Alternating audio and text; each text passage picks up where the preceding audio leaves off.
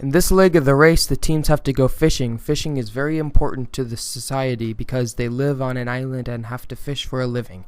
The teams have to catch a fish in a canoe and then bring it back to shore. Then they have to trade the fish with a native. Then the native will give you the next clue. This is heroic because you have to risk your safety and go out into the ocean to get food for their families.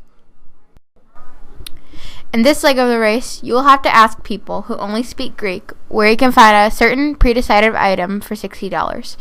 Once you and your team members find your designated item, you must barter the vendor and get the best deal for the item. Keep in mind you have only $20 to spend. You and the vendor will both want to come out with the prize, that being the money. Much like Odysseus battled the suitors in order to win his prize, Penelope. In this leg of the race, the teams will have to go into a gladiator ring and do the Olympic trials. The teams will have to wrestle, run, javelin throw, disc throw. This is related to their culture because the Olympic trials started in Greece. This task will push the teams to their mental and physical limits. After they finish these tasks, they will get their next clue.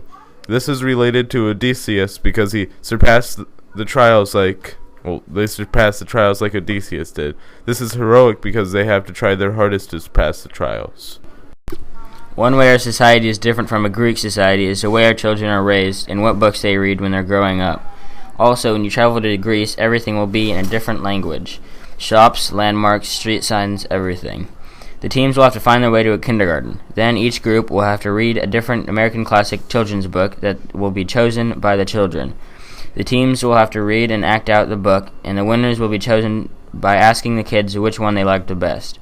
This makes you a hero because you are giving to the community, and by reading to the children and giving them some sort of experience of what kind of kids are in the U.S.